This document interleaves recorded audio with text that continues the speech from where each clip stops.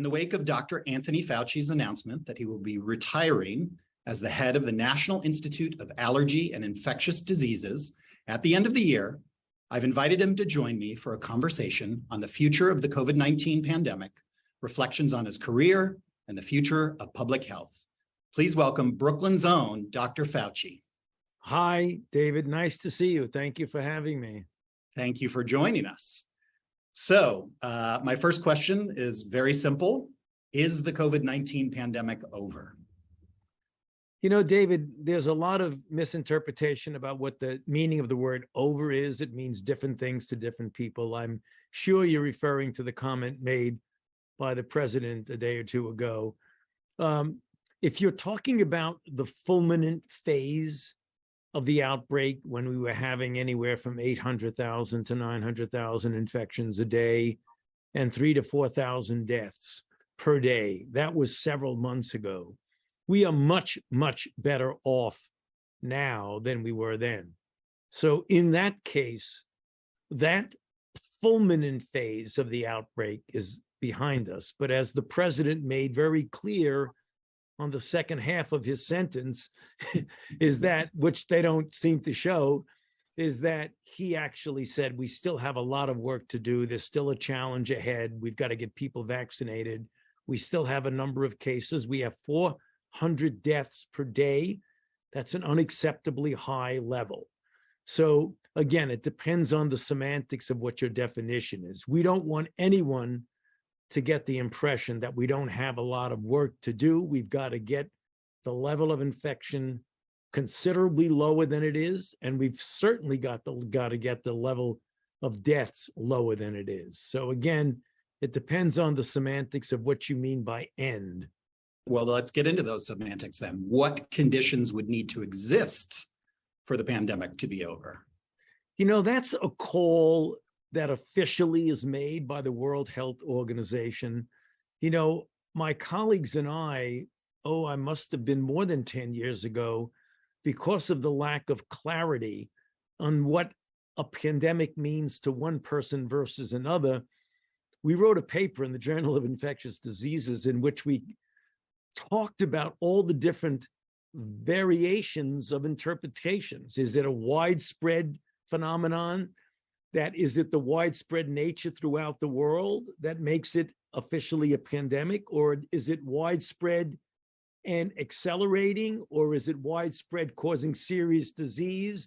It means different things to different people. So rather than try and give a definition that's my definition versus another, we should stick with what the WHO is saying.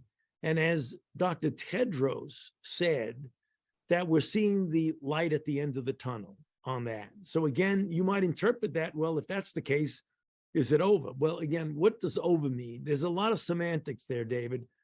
The easiest way not to confuse people is to say we still have a lot of cases. We still have 400 deaths. We only have 67% of the population vaccinated. We've got to do better than that. Of those, only one half have gotten a single boost. And as a nation, we lag behind other developed countries and even some low and middle income countries in the level of vaccinations that we've been able to implement. So if you want to look at that way, we have a lot of work to do. And that's exactly what the president said. So speaking of vaccines, what's your advice? I know we have the bivalent available now. What is your advice on which vaccines to get and when that's appropriate? Well, first, you've got to get your primary series. So, I mean, that's the one where I said only 67% of the country has gotten their primary series, which for the most part, with some exceptions, is an mRNA vaccine, either Moderna or Pfizer, given anywhere from 3 to 4 weeks apart as the primary. Then the issue is about giving people booster shots.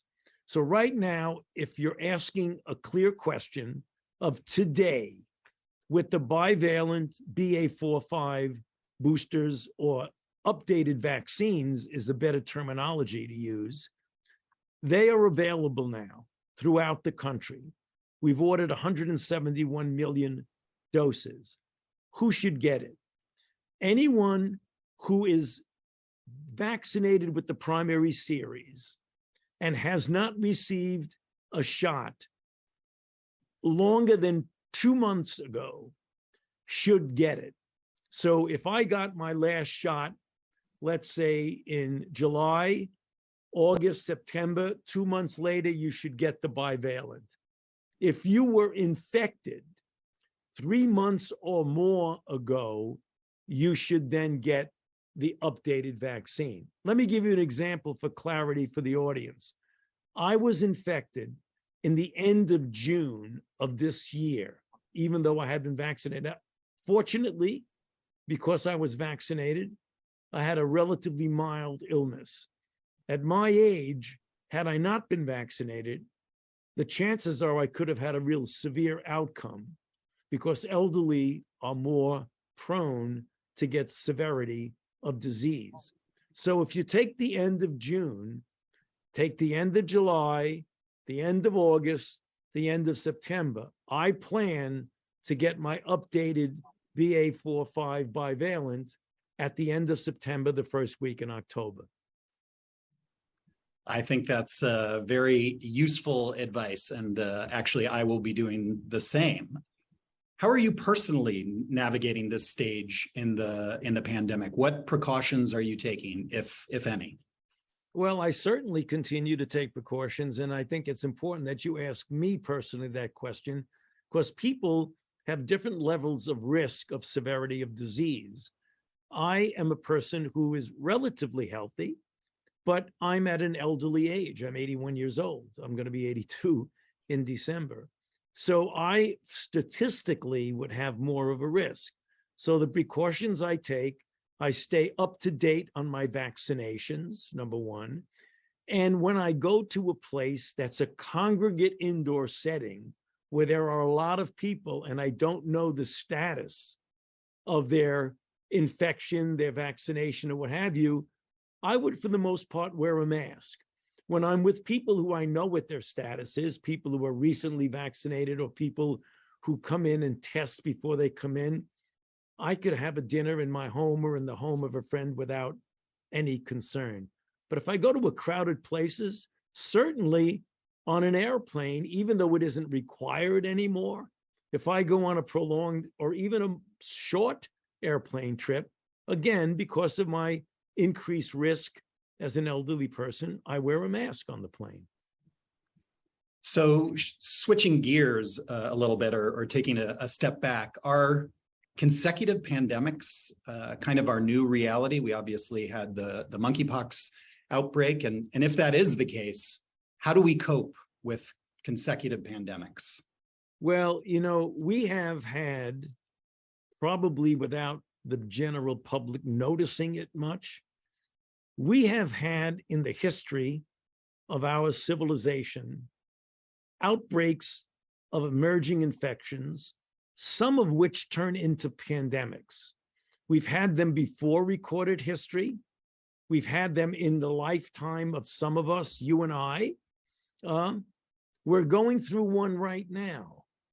So given the fact that most of the outbreaks of new infections come from the animal-human interface, which is sometimes intruded upon, as it were, where people, either by climate change or by intruding on forests, uninhabited by human places in the world, you're going to get jumping of species, or in markets where you put animals from the wild in contact with humans, which is exactly what happened with SARS-CoV-1 and highly likely happened with SARS-CoV-2. We will continue to get outbreaks. Pandemic flu generally comes from a situation where you have the animal species that harbor influenza, pigs, fowl, birds, and humans together in that environment. That's how you get the bird flu that tend to challenge us a fair amount, or the swine flu. So the short answer to your question, David, is that we will continue to get outbreaks of new infections. The critical issue is, how do you prevent them from becoming pandemics? And that's what called pandemic preparedness, which is a combination of scientific preparedness, like we did with the rapid development of vaccines for COVID-19, which was a highly successful scientific endeavor, matched with a public health response, which we didn't do as well in the public health response because we had spread of infection in a way that we could have done better in controlling it. So speaking of that, this is not your first epidemic, but you've made historic contributions to the AIDS epidemic and now COVID-19. But is there anything you wish you had done differently in those cases? Well, there always is. I mean, it's a question of when you're involved, when nobody is perfect, certainly not I or any of my colleagues. But when you're dealing with an emerging, moving, dynamic target, which by definition is what a pandemic is, particularly if it's with a pathogen that you've never had experience with, like HIV in the very early 1980s, or the COVID-19 pandemic in the first months of 2020. You could always say, if we knew then what we know now, and there was a lot of things that we didn't know, we certainly would have done things differently. And that's why you have to be humble and modest to realize if you are going to be following the science which gives you data and information and evidence is going to change, particularly in the early phases of the outbreak. Did we know how easily it was spread from human to human? No. Did we know that it was aerosol spread? No. We thought in the beginning it was like influenza, mostly droplets from a sick person. Did we know that 50 to 60% of the transmissions were for someone who had no symptoms at all, which clearly impact how you approach an outbreak? Did we realize that instead of the typical outbreak where it goes up, it comes down, and then you're done with it, we had no concept that you'd be seeing different waves and different variants that came along?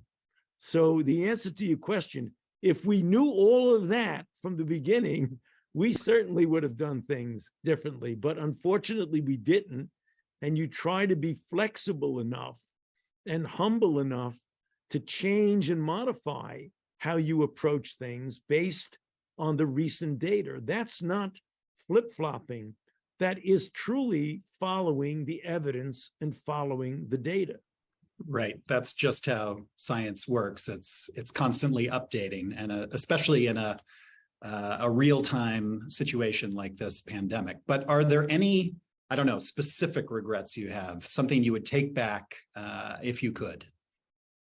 Well, it depends. Yeah. I mean, obviously, in the beginning, when we were under the impression or didn't fully realize that there was aerosol spread, we were under the impression, which was true because we were told that there weren't enough masks for the healthcare providers. And if we started everybody hoarding masks, there wouldn't be masks available to the healthcare providers. We didn't realize that out of the healthcare setting, like the hospital setting, that masks were effective in preventing acquisition and transmission. We didn't know that. We know it now for sure, but we didn't know it then. We didn't know that the silent spread from people who were without symptoms. And that meant we didn't know that while we were looking for sick people, there were many, many, many more people without symptoms that were in society spreading the infection in a way that was not detectable below the radar screen. Had we known that, I absolutely would have said right from the beginning, everybody wear a mask all the time in an indoor setting. But we didn't say that then. It was only when it became obvious. So if we had known that early on, we would have told people to wear a mask. However, I must say, David, given the reluctance of people to wear masks, even now that we know all that stuff, I'm wondering how well that would have been received if at a time when there were 10 or so documented infections if you told the country that everybody should wear a mask in an indoor setting. I'm not so sure that would have been broadly accepted. Yeah, and this seems to be something that the United States, anyway, has been through before with the Spanish flu and masking, and then anti-mask protests. And it seems to be in our, let's say, societal immune response to these pandemics. Flipping it a little bit, how do we make sure we're not caught so sort of unprepared next time? Well, you know, it's interesting, David, what you mean by unprepared, because the Johns Hopkins School of Public Health evaluated different countries' preparedness for a pandemic. And guess who was evaluated to be first in the world? The United States of America. Guess who has the most deaths per population? The United States of America. So, you know, there's preparedness, there's response, there's execution of your preparedness plans that we did not do so well for any of a number of complicated reasons. One of which was the fact, and is, that this outbreak occurred at a time of really profound and deep divisiveness in our own country, that where we had something we hadn't seen before, where political ideology played a role in whether you did or did not accept the recommended public health countermeasures, be it wearing a mask, indoor settings, quarantining, taking a vaccine, getting a boost. If you look at the country and look at the demography of the country with regard to ideology, there should never be that red states vaccinate much less than blue states. There's no reason for that at all, because public health risks and public health implementation should be uniform throughout. And we didn't see that. Yeah, let's talk about that a little bit more, because obviously you've had to cope with an incredibly polarized response to your work, in which not just ordinary citizens, but even politicians have called for your resignation and various other things. How do you deal with that? How do you keep your cool? You're quite cool about this.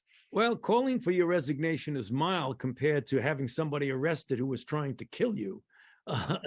So, I mean, there's a big spectrum of pushing back against public health people. And that's one of the really unfortunate things. I mean, I keep my cool because that's just the nature of the kind of person that I am. When you're dealing with a very, very difficult situation, you've got to keep your cool. I mean, I learned that in my early training in medicine. When you're in the middle of emergency, somebody is dying in front of you, you've got to keep your cool all the time.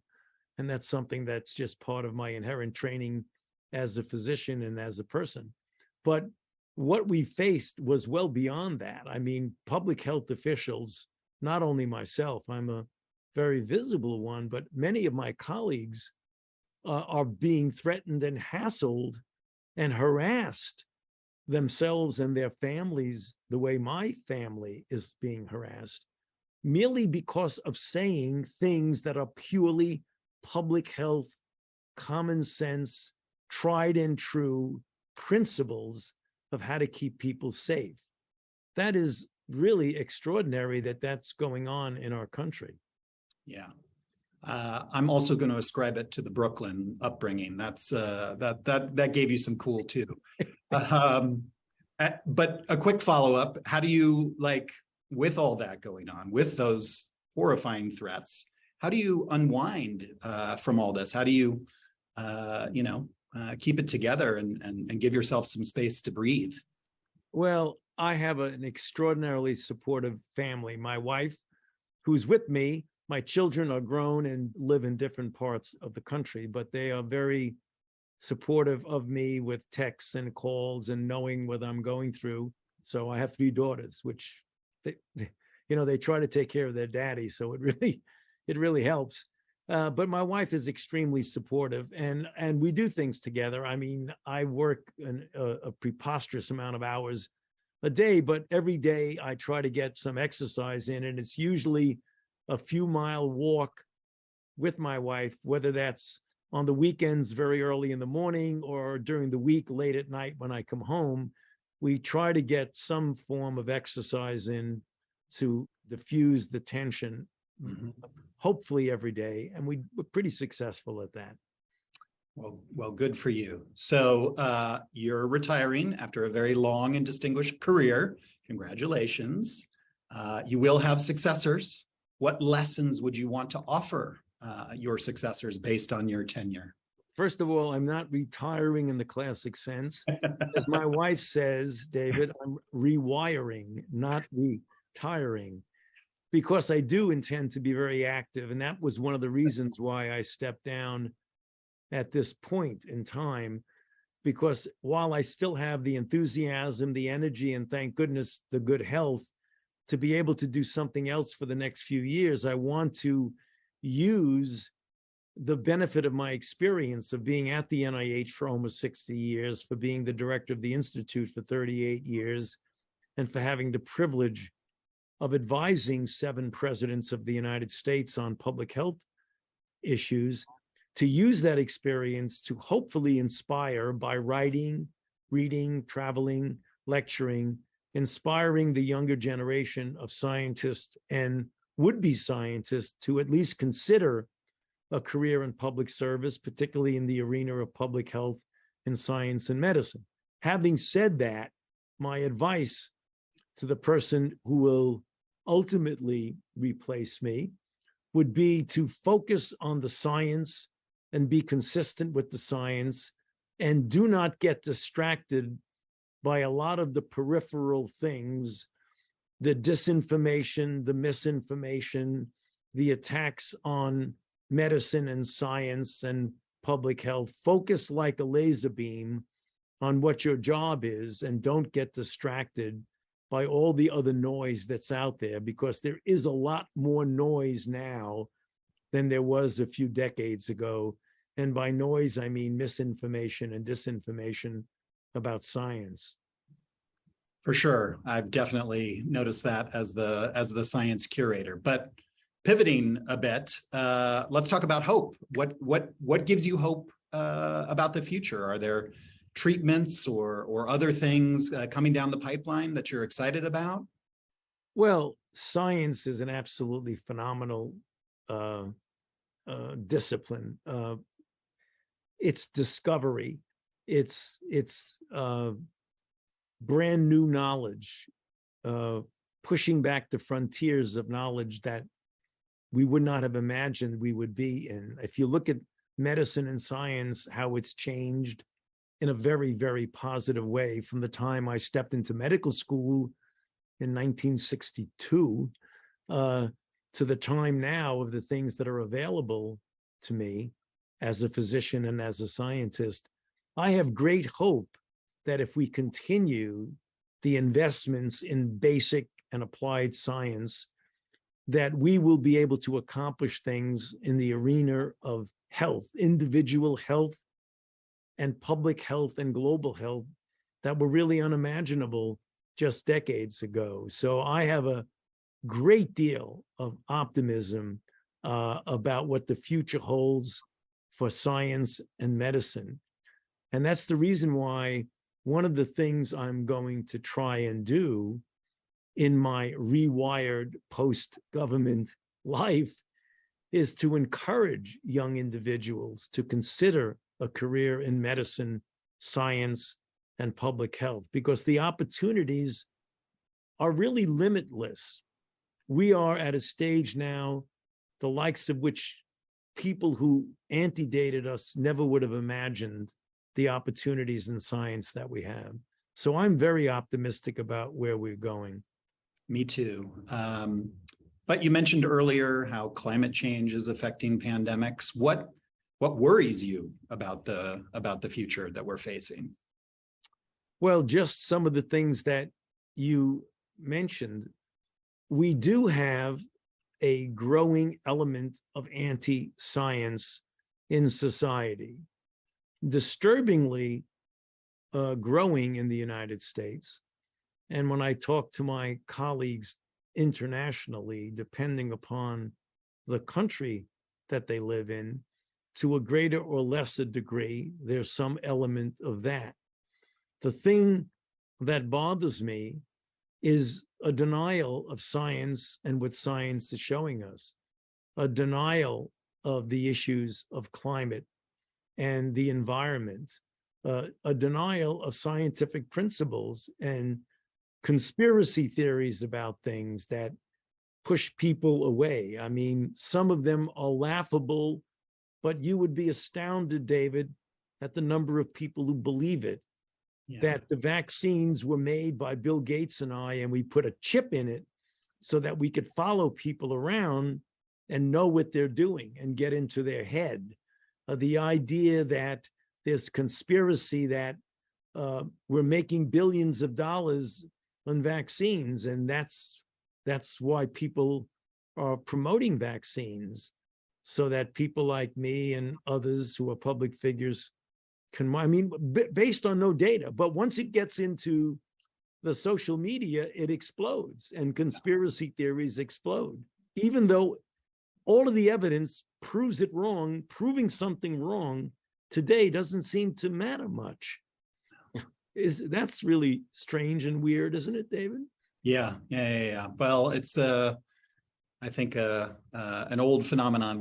There's a famous saying that I'm going to mangle about. By the time the truth gets out of the barn, the lie is halfway around the world. Right. And that's definitely the world we're living in. I do know you have to go and finish out your tenure and then get ready for your rewiring, which I'm excited about. I'm excited to see what's next. But do you have a last bit of advice for the public? One thing you hope everyone takes away from your time as director and your time in public health? Yeah, David, there are so many things, but I think one thing that stands out, particularly in the climate and the environment that we're in right now, is that people need to get involved in a proactive way in spreading the truth about what scientific principles are and what they mean and how they can be of great benefit to society, and to try and make our population more science literate than it is right now by talking about things, the truth. The easiest way to counter misinformation and disinformation is to be enthusiastic about spreading correct information. A little bit about the metaphor that you said about the truth and lies, that be spreaders of facts and truth. Everybody's got to be a contributor to that. And that's one of the things I think we can do better. Yeah, I would agree. And we're definitely trying here at TED. Well, Dr. Fauci, I know our members are incredibly thankful. I personally am incredibly thankful. So thank you so much for your work and for joining us today. My pleasure, David. Thank you so much for having me.